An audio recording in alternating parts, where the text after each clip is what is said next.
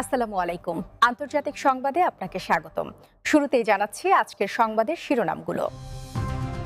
১৯ বছর পর বাবার কবর জিয়ারত করলেন তারেক রহমান। জামায়াত ও এনসিপি নির্বাচনী সমঝোতা, বাড়ছে অভ্যন্তরীণ টানাপোড়েন।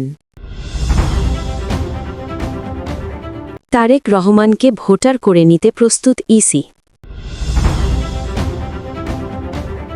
বাংলাদেশ নিয়ে চুপ থাকবেন না মোদি, বিজেপি নেতা।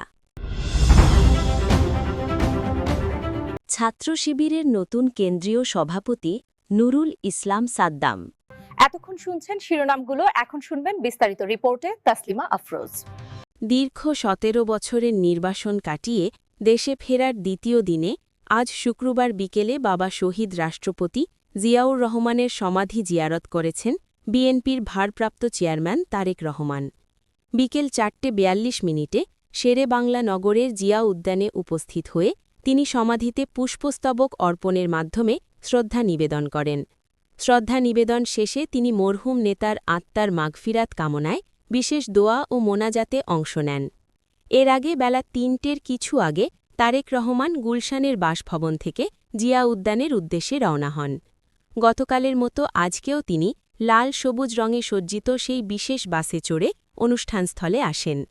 যাতায়াতের পথে বাসের সামনে দাঁড়িয়ে তিনি সমবেত হাজারো নেতাকর্মীর উদ্দেশ্যে হাত নেড়ে শুভেচ্ছা জানান। প্রিয় নেতাকে এক নজর দেখতে আসা মানুষের উপচে পড়া ভিড়ের কারণে তার গাড়িবহরকে অত্যন্ত ধীর গতিতে চলতে হয়। এদিকে তারেক রহমানের আগমনকে কেন্দ্র করে সকাল থেকেই শেরেবাংলা নগর ও এর আশপাশের এলাকায় উৎসবমুখর পরিবেশ বিরাজ করছিল। ব্যানার, ফেস্টুন আর দলীয় পতাকা হাতে বিএনপি ও এর অঙ্গ সংগঠনের বিপুল সংখ্যক নেতাকর্মী উদ্যান এলাকায় অবস্থান নেন। সমাধি জিয়ারত সম্পন্ন করে তিনি সরাসরি সড়ক পথে সাভারের জাতীয় স্মৃতিসৌধের উদ্দেশ্যে রওনা হয়েছেন। সেখানে মহান মুক্তিযুদ্ধের বীর শহীদদের প্রতি শ্রদ্ধা নিবেদন করবেন তিনি। উল্লেখ্য, গত বৃহস্পতিবার এক ঐতিহাসিক সম্বর্ধনার মধ্য দিয়ে যুক্তরাজ্য থেকে দীর্ঘ প্রবাস জীবন শেষে বীরের বেশে দেশে প্রত্যাবর্তন করেন তারেক রহমান।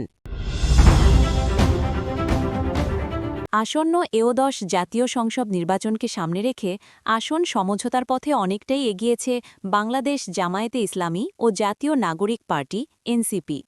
আগামী ২৯ ডিসেম্বর মনোনয়নপত্র জমা দেওয়ার শেষ সময়ের আগেই এ বিষয়ে আনুষ্ঠানিক ঘোষণা আসতে পারে। তবে এই সমঝোতাকে কেন্দ্র করে এনসিপির অভ্যন্তরে যেমন অসন্তোষ দেখা দিয়েছে, তেমনি জামায়াতের দীর্ঘদিনের মিত্রদলগুলোর মধ্যেও তৈরি হয়েছে তীব্র ক্ষোভ। দলীয় সূত্রমতে গত বুধ ও বৃহস্পতিবার জামায়াত ও এনসিপি নেতাদের মধ্যে ৩ দফা বৈঠক অনুষ্ঠিত হয়েছে। জামায়াতের আমির ডাক্তার শফিকুর রহমানের বাসভবনে অনুষ্ঠিত বৈঠকে এনসিপি নেতা নাহিদ ইসলাম ও আক্তার হোসেন অংশ নেন। জামায়াত ২ শতাধিক আসনে নির্বাচনের লক্ষ্য নিয়ে এনসিপি ও এবি পার্টিকে ৩০টি আসন ছাড়তে চায়। তবে এনসিপির সঙ্গে জোটবদ্ধ এবি পার্টি একা ১৫টি আসন দাবি করায় সেখানেও দর কষাকষি চলছে। এদিকে জামায়াতের সঙ্গে এই সখ্যের বিরোধিতা করছেন এনসিপির একটি অংশ। বিশেষ করে সম্প্রতি অন্তর্বর্তী সরকার থেকে পদত্যাগ করা ২ ছাত্র উপদেষ্টার সমর্থকেরা বিএনপির সঙ্গে জোট করার পক্ষে। এই দ্বন্দ্বে ইতোমধ্যে এনসিপি থেকে পদত্যাগের ঘোষণা দিয়েছেন দলটির যুগ্ম সদস্য সচিব মীর আরশাদুল হক। সাবেক উপদেষ্টা আসিফ মাহমুদ সজীব ভুইয়া ঢাকা ১০ আসন থেকে স্বতন্ত্র নির্বাচনের ঘোষণা দিলেও মাহফুজ আলম এখনও নীরব রয়েছেন। সমঝোতার এই প্রভাব পড়েছে জামায়াতের ৮ দলীয় জোটেও। চরমোনাই পীরের নেতৃত্বাধীন ইসলামী আন্দোলন ও মাওলানা মামুনুল হকের বাংলাদেশ খেলাফত মজলিস প্রত্যাশিত আসন না পেয়ে ক্ষুব্ধ। ইসলামী আন্দোলন অন্তত ১০০ আসন দাবি করলেও জামায়াত ৩০-৩৫টির বেশি ছাড়তে রাজি নয়। অন্যদিকে বাংলাদেশ খেলাফত মজলিস ৩৫টি আসন চাইলেও জামায়াত তাদের ১০-১২টি আসনে সীমাবদ্ধ রাখতে চায়। এই টানাপোড়েনের জেরে আগামী রোববারের জোটগত বৈঠকে যোগ না দেওয়ার ইঙ্গিত দিয়েছে ক্ষুব্ধ দলগুলো। তবে জামায়াতের সহকারী সেক্রেটারি জেনারেল হামিদুর রহমান আজাদ জানিয়েছেন, আসন বণ্টনের আলোচনা চলমান রয়েছে এবং ২-১ দিনের মধ্যে সব জটিলতা নিরসন হবে। এনসিপি জোটে আসায় জামায়াত নিজেদের নিশ্চিত জয়ের কিছু আসনও ছাড় দিচ্ছে বলে দাবি করছে দলটির শীর্ষ নেতৃত্ব। শেষ পর্যন্ত এই অসম বিন্যাস ৮ দলীয় জোটের ঐক্যে কোনো ফাটল ধরায় কিনা তা নিয়ে রাজনৈতিক মহলে চলছে নানা বিশ্লেষণ। ভোটার হিসেবে নিবন্ধন সম্পন্ন হলে ত্রয়োদশ জাতীয় সংসদ নির্বাচনে প্রার্থী হতে বিএনপির ভারপ্রাপ্ত চেয়ারম্যান তারেক রহমানের আর কোনো আইনি জটিলতা থাকবে না, এমনটাই জানিয়েছে নির্বাচন কমিশন ইসি। কমিশনের পক্ষ থেকে বলা হয়েছে, প্রয়োজনীয় প্রস্তুতি ও ব্যবস্থা নেওয়া আছে।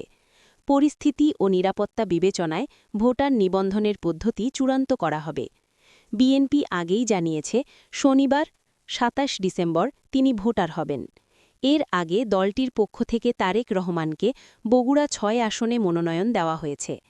ইসি কর্মকর্তারা বলছেন, সংসদ নির্বাচনে প্রার্থী হতে হলে যে কোনো এলাকার ভোটার হলেই হয়। ২০০৮ সালের ছবিযুক্ত ভোটার তালিকার সময় সঙ্গত কারণে ভোটার হতে পারেননি তিনি। উল্লেখ্য, আগামী ১২ ফেব্রুয়ারি ত্রয়োদশ জাতীয় সংসদ নির্বাচন অনুষ্ঠিত হবে। এক্ষেত্রে মনোনয়নপত্র দাখিল করতে হবে ২৯ ডিসেম্বরের মধ্যে। সেজন্য তার আগেই ভোটার হওয়ার বাধ্যবাধকতা রয়েছে। নির্বাচন কমিশনার মোহাম্মদ আনোয়ারুল ইসলাম সরকার বলেন, তারেক রহমানের ভোটার হওয়ার জন্য আমরা প্রস্তুত আছি। তিনি কোথায় ভোটার হবেন তা সময়মতো জানানো হবে। প্রসঙ্গত, এর আগে দীর্ঘ ১৭ বছরের নির্বাসিত জীবনের অবসান ঘটিয়ে বৃহস্পতিবার ২৫ ডিসেম্বর দেশে ফিরেছেন তারেক রহমান। বাংলাদেশ এবং পাকিস্তানের ইস্যুতে চুপ থাকবেন না ভারতের প্রধানমন্ত্রী নরেন্দ্র মোদী। এমনকি তাকে চীন ও যুক্তরাষ্ট্রের মতো দেশও ভয় পায় বলে হুঁশিয়ারি দিয়েছেন ভারতের এক হিন্দু নেতা।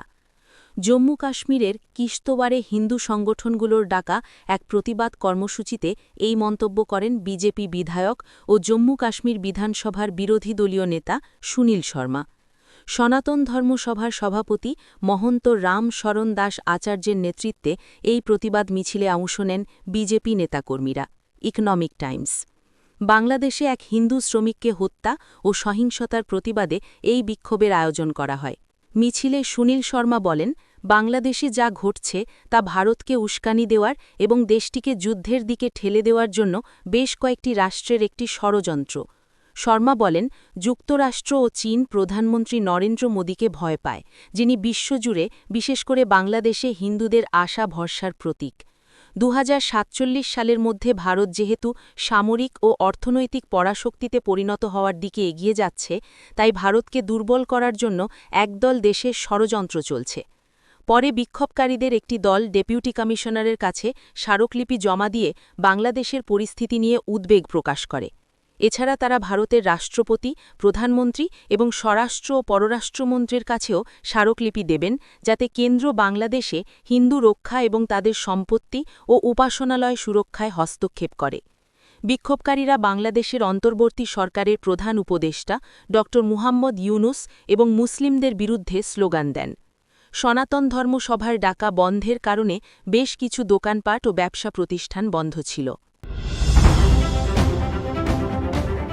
বাংলাদেশ ইসলামী ছাত্র শিবিরের ২০২৬ সালের কেন্দ্রীয় সভাপতি নির্বাচিত হয়েছেন নুরুল ইসলাম সাদ্দাম। শুক্রবার ২৬ ডিসেম্বর সংগঠনটির সদস্যদের সরাসরি ভোটের মাধ্যমে তিনি সভাপতি হিসেবে নির্বাচিত হন।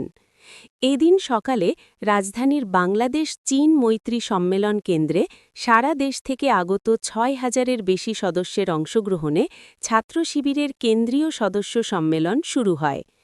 এই সম্মেলনের মধ্য দিয়ে সংগঠনটির নতুন কেন্দ্রীয় সভাপতি নির্বাচন সম্পন্ন হয়।